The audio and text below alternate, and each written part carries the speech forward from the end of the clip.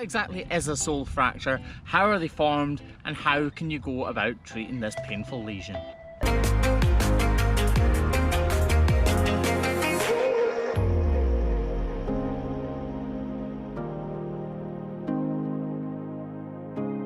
So sole fractures, basically a sole fracture is when you get a crack in the non-dominant claw. So on the back foot it'll be the inside claw, on the front foot it'll usually be the outside claw.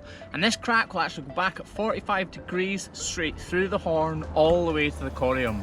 So it'll go all the way to the part of the horn, or part of the foot, sorry, which actually grows the horn. It is an extremely painful lesion, but fortunately for us, they're very easy to fix. So as a hoof trimmer, this is actually a problem I want to find. Not particularly because I want the cow to be lame, but if it is a lame cow, finding out the cause is a sole fracture is actually a blessing in disguise because they're so easy to fix. So watch the rest of this video, see how I treat them, see how you can go about making sure you can reduce the amount of sole fractures on your farm and get your cows more comfortable. And if you like the video, smash the subscribe button and keep hitting the like button. Ring that little bell too, because it'll tell you when the next video's on. So first up, we're taking a look at this back claw, and as you can see, I'm halfway through a trim when I spotted this sole fracture. Grabbed the GoPro so that I could talk it through with you. There's my finger just pointing the direction that the sole fracture actually travels in. So it travels at 45 degrees upwards from the soles, from the base of the hoof horn. Just now I'm just modelling out the lateral claw, just to continuing on the 5-step method, and then I'll move on to fixing the lesion itself.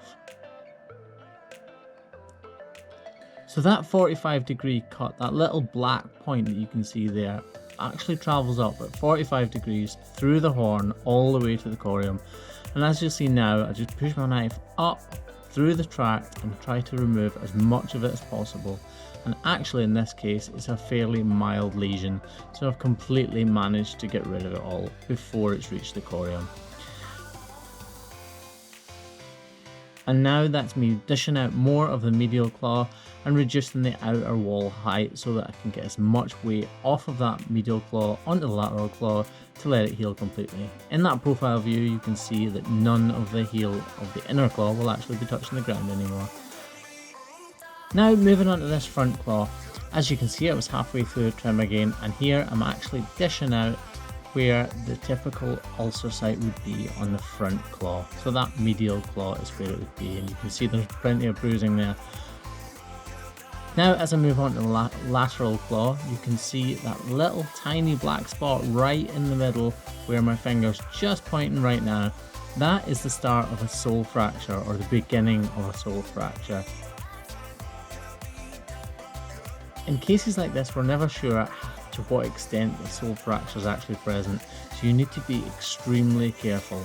You can see me prodding at the heel of her foot there. That's to see if I can feel any sponginess or force any pus out through that fistula. The fistula is just basically the exit hole.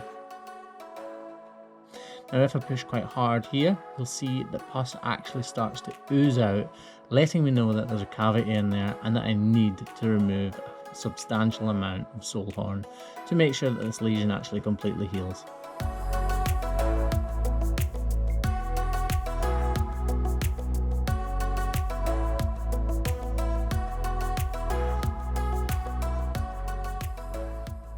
In cases like this, when I'm trimming away, it can look like my knife is very blunt, but actually it's very sharp. I just need to make sure I'm taking the smallest amount possible away from the lesion site and leaving as much sound horn as possible, but all the while making sure that all loose horn is completely removed. Now, I'll just fast forward past this a little bit in case it got too gruesome for you guys. And now you can see I've completely removed all of the loose horn and some of the corium is actually exposed. Now this is actually a good sign in this kind of case. It means that it can't go any further, so the lesion can't progress. We'll just tidy up that inside claw so that we can place a block on it. And as you'll see here, I'm going to put the glue down the outer edge of the claw, and it's really important to do that because you want all of the weight bearing to be pushing up through the wall horn. That is where the strength is in a cow's horn. So as I push the block on, you'll see that it's not in the middle, it's actually slightly over the outer edge of the wall horn, so that all the weight is transferred to the appropriate part of the foot. Now let's just dish out that lateral claw a little bit more to give the sole fracture a bit more healing time, and that should be jobs a good one. Cases like this are good because this cow was extremely lame, and after this one simple trim she should be completely fixed. As you can see there's been a lot of horn removed, but this is definitely the best approach.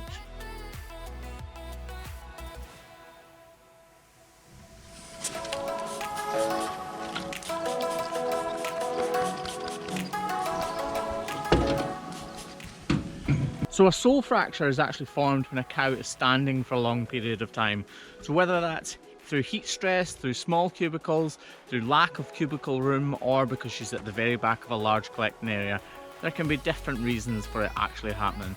But what we need to do is reduce the likelihood of them happening by reducing their standing times. That means if they're hot, how do we cool them down? We can use showers, we can use air ventilation, we can have the cows outside.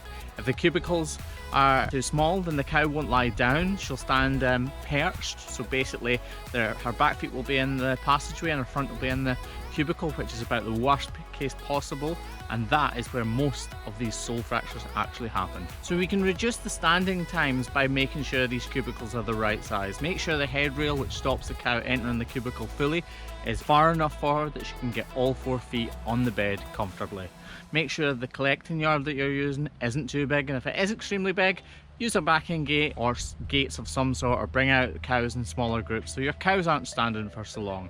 Because more often than not, the cows that are at the back will always come in at the back, and the cows that are at the front will always come in at the front. You guys know this more than I do because you guys are milking them every day. During hot summer periods, you can use high ventilation systems, so fans, things like that, and tube ventilators throughout the sheds to increase airflow and reduce the heat. And you can actually use shower systems like some of the cows in Egypt do, although that's a pretty extreme measure obviously. So when you treat a sole fracture, it'll just be a small dot like you've seen in the video. It'll go back at 45 degrees from the front to the back, so it'll be closer to the front of the toe, pointing straight back at 45 degrees. It'll go all the way through the horn and reach the corium, and it will usually have some sort of abscess underneath. Anyway guys, I've been me, you've been you. Thanks very much for watching. Keep subscribing, keep commenting, keep liking. Cheers guys.